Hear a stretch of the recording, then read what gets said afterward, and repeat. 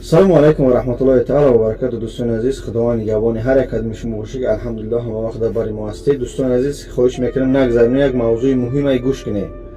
دوستان مهربان، وقتی که ما در همین کار خیر هر یک قدم سر کار داریم، وقتی که ما کمک میکنیم یا که میخواهیم کمک کنیم، هر یک کمکی که به هر یک نیازمند یا یک محتاج یا که یک آواره کردگی، غلطیدگی، مقصد فوتیدگی که کمک کردن میخواه، خواهش میکنم از هر یک قدم که همه یعنی که انیق کرده و تشنید کرده که آیا همه به کمک نیاز داره یا که نداره، بعد کمک کنه. میدونم که خلق ما الحمدلله خلق سرجم هسته، خلقی هسته که دلسوز هسته، در او زد باور هسته، میگیریم کمک میکنیم.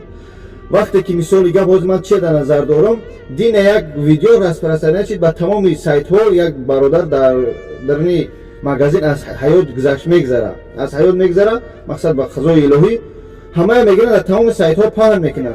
خودم خصوصا خودم زنگ زدم، همون رقمی که در روی سایت بود یک برادر نویس در لیچکا که همه التماس زنگ بزن با قوریه خیلی خیلی نویسن که التماس همه کمک کردن در کار در استوریستو تو مونه. من وقتی که زنگ میزنم امکیش بود یک الله علم همسایگیشو بود گو دادر مای.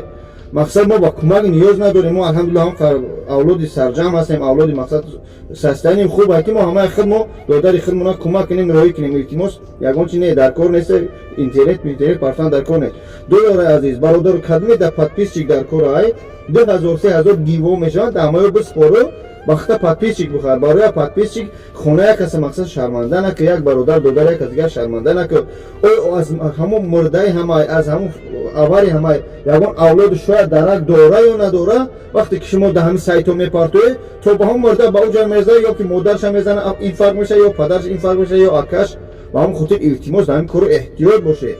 حیات عمیق کرده با دستورشات مونه. مثل یا تایگه با 3-4 روز پیش دیگه با یک برادر دیگه هم خیر گفت استوریس که وقتی که ما زنگ میزنیم اولاد چه مقصد همون مرداره میگه دمو چی در کار نیست، کی داداری ما رو گفته در اینترنت پرته.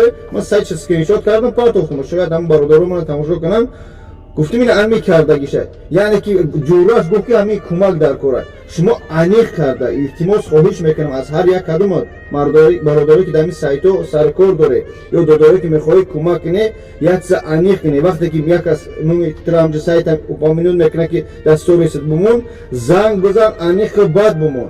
شاید همه لوژن اینفورماسیون دروغ است، شاید که همه حقیقت داره، حقیقت داشته باشه میمونی نور الانور ثواب میگیری، اگر حقیقت هم نداشته باشه از همین بلاها حذر میکنی.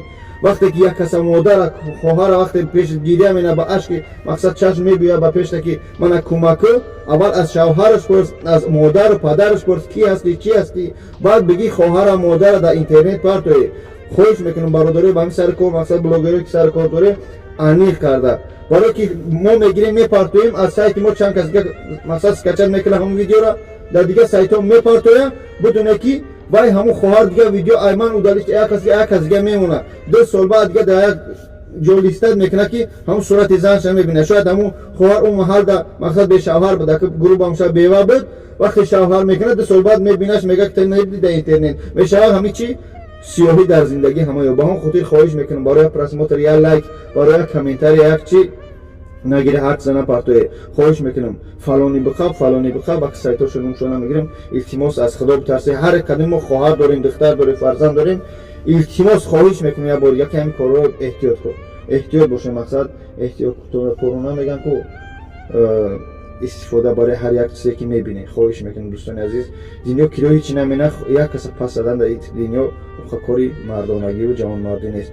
حرکت کنید در هر جای باشه که فکر پدر مادر فرزندای شیرینه که در تاجیکستان داره، فکر دولت عزیز و حرکت کنه که همه وطن ما در این شهرهای بیگانه پس نزنیم. سپارسیمنت ما چقدر حرکت میکنن، چقدر عزم میکشن که پرچم بردار نام بردار وطن شون، میاد یک کارای میکنه که مقصد خیلی هم استاتوسی دولت تاجیک بدن و پس میکنیم. با من خودی در حق ما دوگوشه بخش بسیار گپ زدم. ما به نصیحت هیچ کس شما نیستم، پروستو در همین کار اپت گرفته هستیم، میبینید که همین کار را میکنن کمک بعد میرسه.